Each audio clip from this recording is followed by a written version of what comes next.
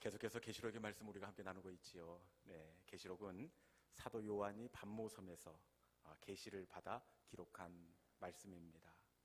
계시록 이렇게 듣기만 해도 왠지 어렵고 읽으면 안 될 것 같은 그런 느낌의 부담이 있는 책이 바로 계시록이라고 할 수가 있습니다. 여러분, 이 계시록이 뭐냐? 계시록이 뭔지 한 절로 정의해 놓는 구절이 있는데, 계시록은 바로 이겁니다. 우리 1장 19절에 있는 말씀 같이 한번 읽어봅시다. 1장 19절. 이것이 바로 계시록입니다. 자, 1장 19절 한번 읽어봅시다. 자, 시작. 그러므로 내가 본 것과 지금 있는 일과 장차 될 일을 기록하라. 아멘. 계시록이 복잡하고 긴 것 같지만 세 부분입니다. 어떻게 되어 있습니까? 내가 본 것과 그리고 지금 있는 일과 장차 될 일을 기록하라. 이 세 부분이 바로 계시록입니다. 내가 본 것 무엇입니까? 그 1장에 보면은 1장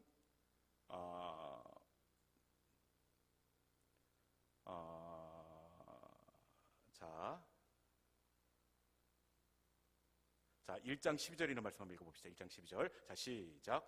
몸을 돌이켜 나에게 말한 음성을 알아보려고 돌이킬 때에 7 금촛대를 보았는데, 여기 말씀해 보니까 음성을 알아보려고 돌이킬 때에, 이 본 것이죠, 본 것. 그러니까 1장에 내가 본 것, 이 예수님의 그 모습, 이 모습이 바로 내가 본 것입니다. 그리고 계시록의 두 번째가 어떤 부분이 있습니까? 지금 있는 일. 이 지금 있는 일은 지금 현재 이 소아시아 7 교회에 있는 일입니다. 이 부분은 2장 3장의 그 소아시아 7 교회에 대해서 이 사도 바울이 기록하지 않습니까? 이게 계시록의 두 번째 부분입니다. 그리고 장차 되어질 일, 이 부분이 바로 4장 이후에 장차 되어질 일들. 자, 4장 1절 말씀 한번 읽어볼까요? 4장 1절 읽어봅시다. 자, 시작. 이 일 후에 내가 보니 하늘에 열린 문이 있는데, 내가 들은 바 처음에 내게 말하던 나팔 소리 같은 이 음성이 이르되 이리로 올라오라. 이후에 마땅히 일어날 일들을 내가 내게 보이리라 하시더라. 아멘. 보십시오. 4장 이후에 마땅히 일어날 일들을 내게 보이리라. 그래서 앞으로 장차 되어질 일들이 4장부터 마지막 부분까지 기록되어 있습니다. 그러니까 다시 한번 정리를 하면, 앞에 보십시오. 계시록은 세 가지로 기록이 되어 있는데, 가장 먼저 내가 본 것. 요한이 지금 예수님의 모습을 보고 있죠. 1장. 그 다음에 지금 있는 일. 이 내용은 2장, 3장 소아시아 7 교회에 지금 있는 일, 2장, 3장에 들어 있습니다. 그리고 마지막 부분은 장차 이루어질 일들을 요한계시록에 담아놓고 있는데, 4장 이후부터가 앞으로 장차 이루어질 일들에 대한 내용을 기록해놓고 있습니다. 그래서 지금까지 우리는 7월 첫 주에 내가 본 것 1장에 요한이 바라본 예수님에 대해서 우리가 함께 나누었고, 그리고 지난주에는 지금 있는 일은 소아시아 7 교회에 지금 있는 일, 그 7 교회 가운데에서 첫 번째 교회였던 에베소 교회에 있는 일들을 지난주에 우리가 함께 나누었습니다.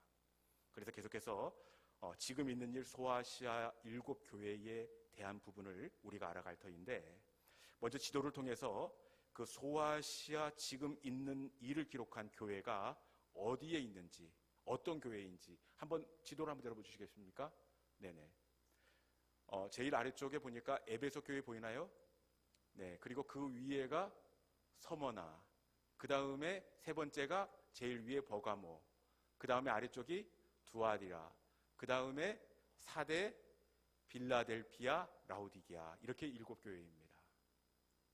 여러분, 이 7 교회를 이렇게 알아야 되는데, 이거 외워야 됩니다. 이건. 네, 외우라고 그러면 목사님 어차피 외우면 내일 아침에 일어나면 아무것도 생각 남는 게 없습니다. 헛것입니다. 이렇게 말씀하실 수 있는데, 여러분, 선생님이 잘 가르치면 잃어버리고 싶어도 잃어버릴 수가 없습니다. 자, 지도 한번 열어보십시오. 7교회를 어떻게 외우느냐? 첫 자만 따면 어떻게 되죠? 에, 서, 버, 두, 사, 빌, 라. 그렇죠. 사빌라. 빌라를 사라는 겁니다. 뒤에 세 개는 됐네요. 사빌라. 무엇해도 빌라를 사라고요?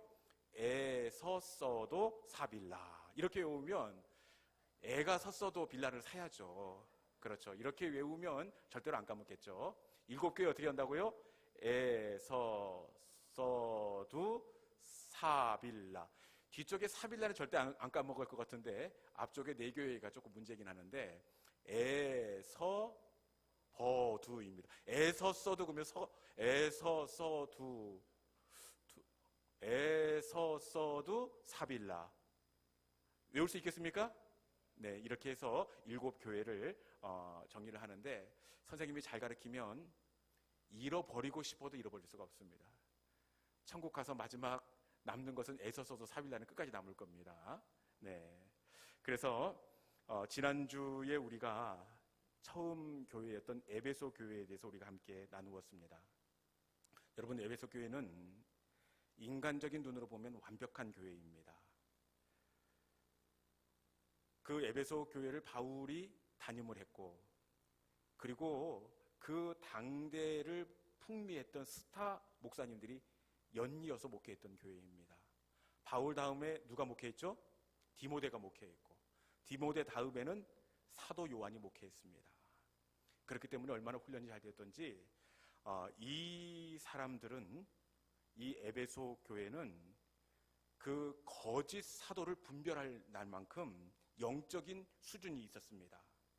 그리고 주님의 이름을 위해서 견디고 게으르지 않는 교회였습니다. 그리고 주님이 싫어하는 건 나도 싫어한다. 그래서 니골라 당의 행위를 미워했습니다. 여러분, 그렇기에 이 계시록에서 에베소 교회에 대해서 우리 주님께서 어떻게 평가를 해야 할 것 같습니까? 착하고 충성된 종아 잘하였도다, 이렇게 평가를 할 것 같은데, 에베소 교회를 향한 우리 주님의 평가가 어떻게 되어 있습니까?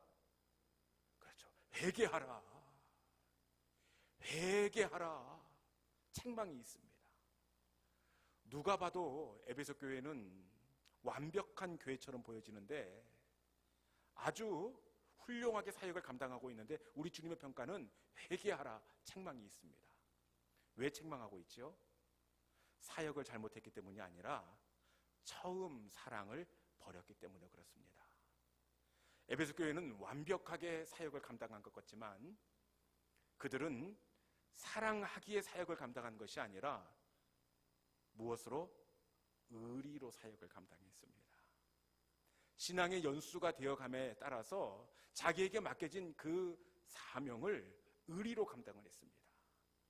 여러분, 우리 주님께서 우리에게 원하시는 것은 잘하는 것, 화려하는 것, 완벽한 것을 원하시는 것이 아니라 처음 사랑으로 두렵고 떨리는 마음으로 신앙생활을 감당하는 것, 이것 우리 하나님께서 원하고 계십니다.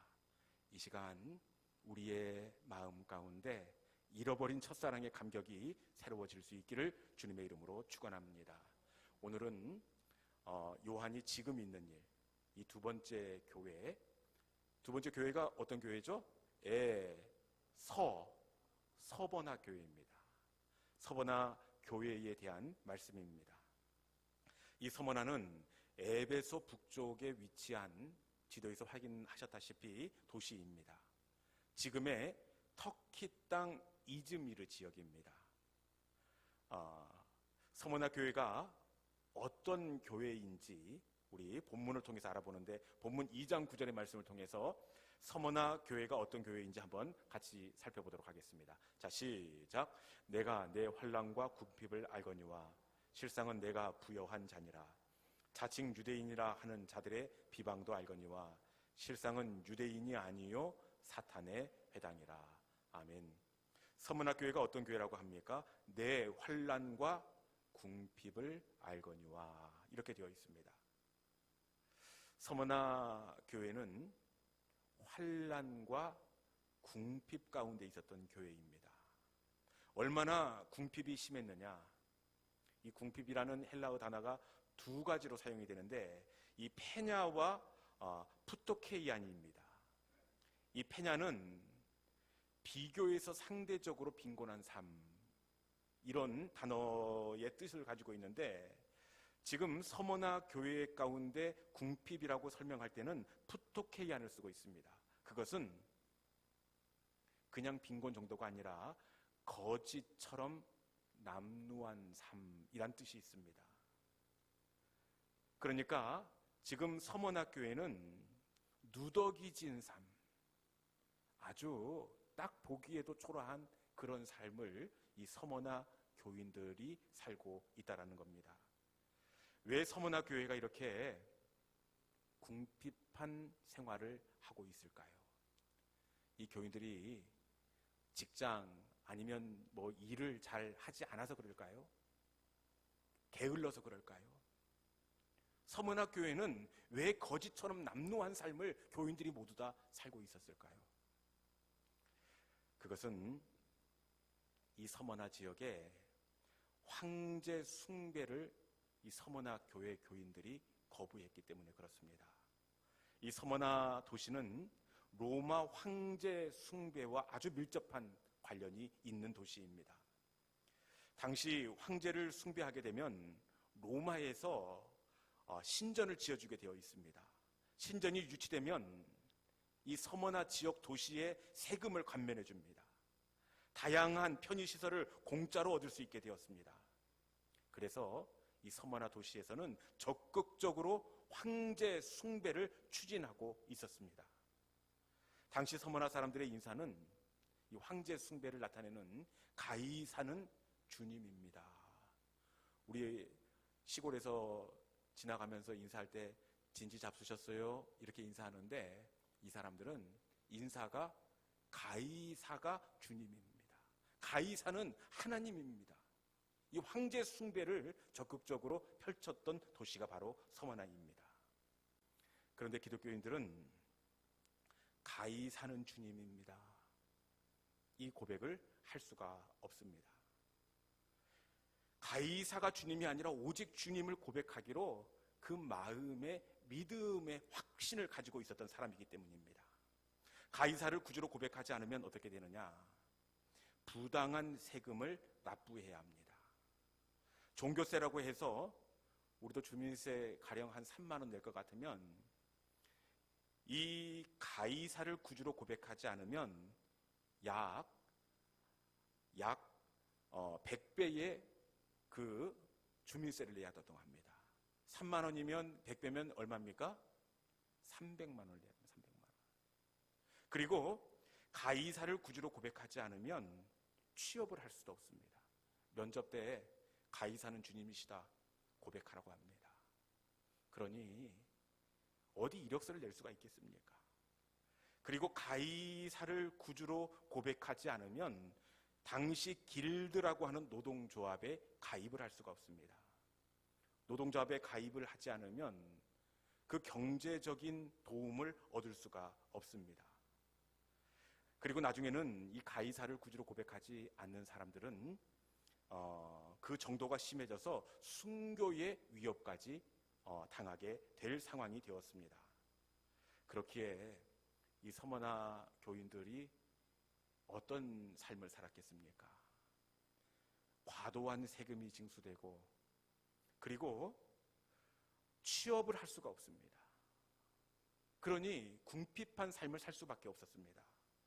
더군다나 이 교회가 그 환난과 궁핍한 삶을 살게 된 또 다른 이유가 있는데, 그것은 이 유대인들의 비방이 있었기 때문에 그렇습니다.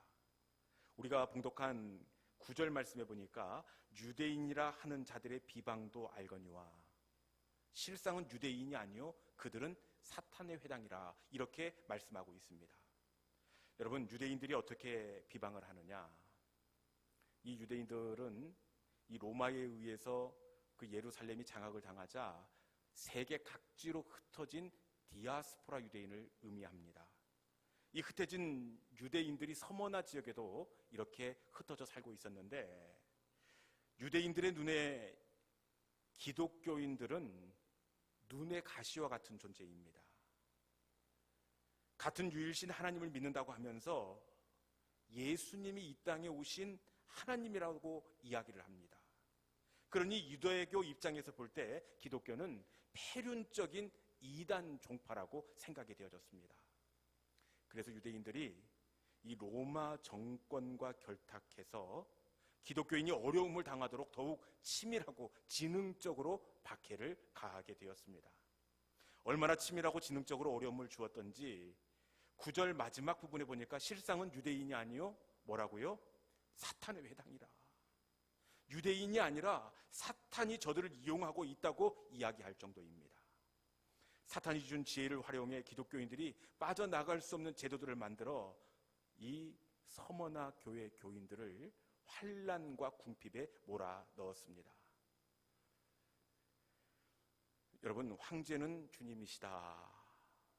이 황제 숭배를 하지 않으면 서머나 지역에서 궁핍한 삶을 살 수밖에 없습니다. 여러분들이 만약에 이 서머나 교회 교인이라고 생각한다면 여러분들은 어떻게 하시겠습니까? 황제는 주님이시다. 이 고백을 하지 않으면 직장도 갈 수가 없습니다. 3만 원 내면 될 걸 300만 원 내야 합니다. 여러분이 아니라 여러분들 믿음이 좋아서 그래도 나는 내 믿음을 지켜야지 할 수 있지만, 여러분들의 자녀가 이 상황 가운데 갈등 가운데 있다면 여러분들은 뭐라고 이야기하겠습니까? 황제는 주님이시다. 면접관 앞에서 이 이야기를 해야 좋은 직장에 들어갈 수 있습니다. 여러분은 뭐라고 자녀에게 이야기해 줄 수 있겠습니까? 여러분, 거부한다는 것 참 쉽지 않습니다. 눈 한 번만 딱 감으면 모든 것을 보장받을 수 있습니다. 그리고 합리화시키기 얼마나 좋습니까? 이 일은 내 개인의 신앙이 아니라 국가에서 정책적으로 펼쳐지는 사업이다. 그러면서 눈 딱 감고 가히 사는 주님이시라, 그렇게 이야기할 수 있습니다. 국가의 정책 사업이기 때문에 그렇게 할 수 있다고 합리화시킬 수 있습니다. 여러분, 그럼에도 불구하고 서머나 교인들은 어떻게 했습니까? 황제 숭배를 거부했습니다. 손해보는 쪽을 택하고 직장에서 해고를 당하고 궁핍한 삶을 스스로 택했습니다. 여러분, 도대체 어떻게 저들은 주님을 선택할 수가 있었을까요? 어떻게 그 손해를 감내할 수가 있었을까요? 여러분, 어떻게 도대체 그들은 황제 숭배를 거부하고 나의 주님은 오직 주님이십니다, 이렇게 마음의 중심을 지킬 수 있었을까요? 그것은 우리 히브리서 10장 34절 말씀 한번 자막을 통해서 한번 읽어보도록 하겠습니다. 히브리서 10장 34절 한번 같이 읽습니다. 자, 시작. 너희가 갇힌 자를 동정하고 너희 소유를 빼앗기는 것도 기쁘게 당한 것은 더 낫고 영구한 소유가 있는 줄 알미라. 아멘. 다시 한번 읽어봅시다. 그들이 어떻게 손해 보이는 이익을 내려놓을 수 있었는지 10장 34절 다시 한번 읽어봅시다. 자, 시작. 너희가 갇힌 자를 동정하고 너희 소유를 빼앗기는 것도 기쁘게 감당한 것은 더 낫고 연구한 소유가 있는 줄 알미라. 아멘. 어떻게 주님을 선택할 수 있었습니까? 그것은 더 낫고 영구한 소유가 있는 줄 알미라. 서머나 교인들은 이 땅에 눈에 보이는 그 세계가 전부가 아니라 더 낫고 영구한 하나님의 나라가 있음을 알았기 때문입니다. 이 땅에 보이는 삶이 전부가 아니라 영구한 하나님의 나라가 있음을 알았기에 눈에 보이는 이익을 내려놓을 수가 있었습니다. 영구한 하나님 나라를 바라보는 사람은 이 세상의 이익을 내려놓을 수 있습니다.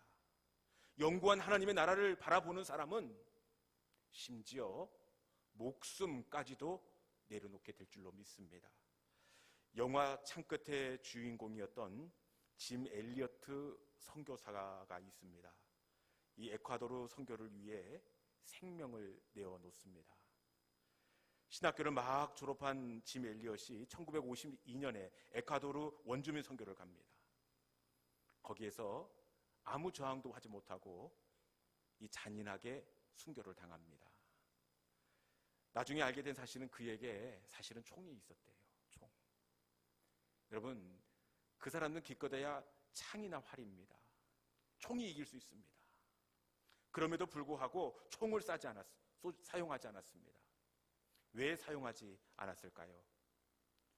그것은 훗날 그의 일기장의 내용을 통해서 확인할 수가 있는데, 짐 엘리엇의 일기장에 이렇게 기록이 되어 있습니다. 영원한 것을 위해서 영원하지 않는 것을 버리는 것은 어리석은 일이 아니다. 영원한 것을 위해서 영원하지 않는 것을 버리는 것은 어리석은 일이 아니다. 영원한 것을 바라보았기 때문입니다. 여러분, 총을 쏘면 어떻게 되겠습니까? 영원히 복음이 전해지지 않게 됩니다. 눈에 보이지 않는 것을 바라볼 때, 영원한 그 하나님 나라를 바라볼 때 선교를 위해 자신의 목숨까지 내어놓을 수 있었습니다.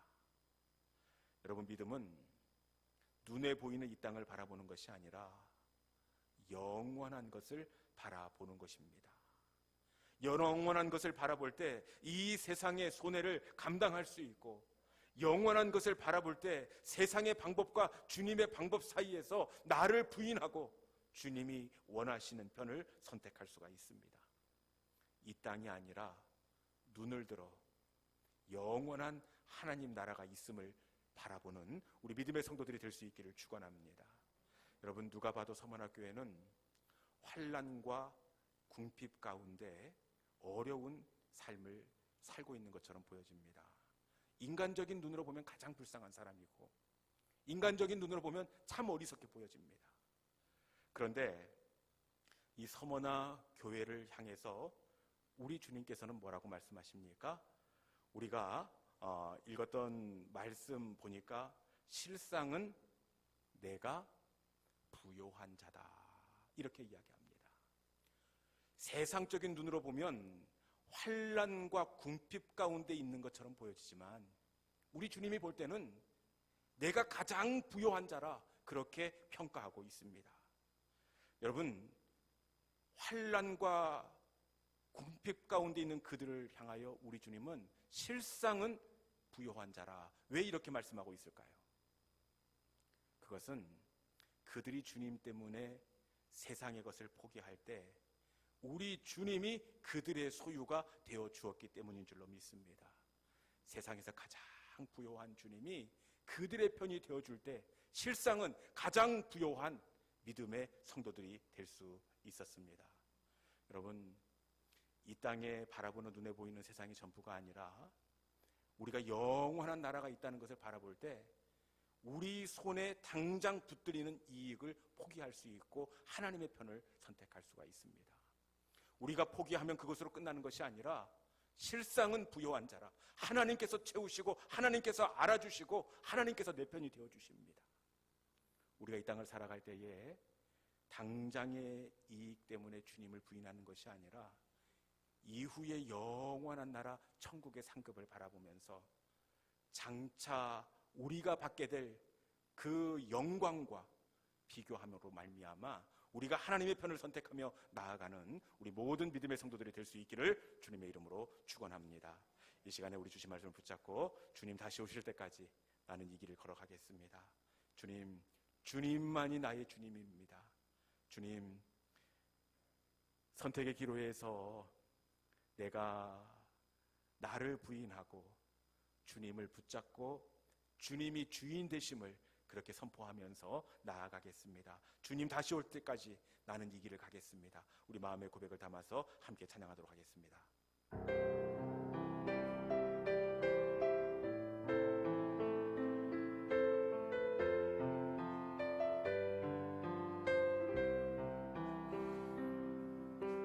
주님 다시 오실 때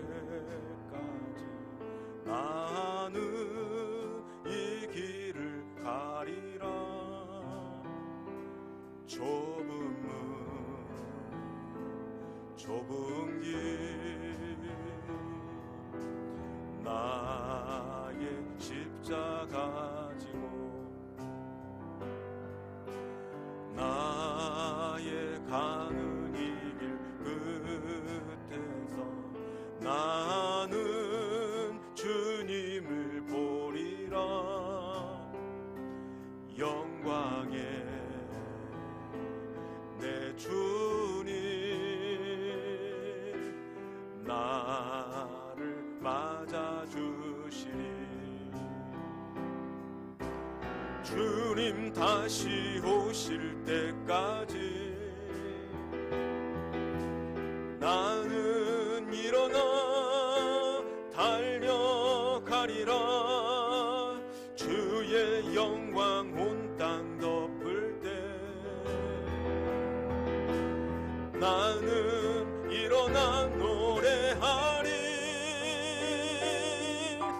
내 사모하는 주님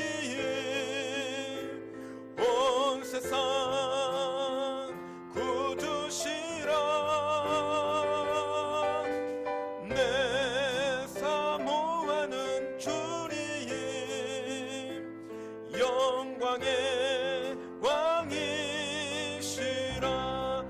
다시 한번 주님 다시 오실 때까지, 주님 다시 오실 때까지 나는 이 길을 가리라.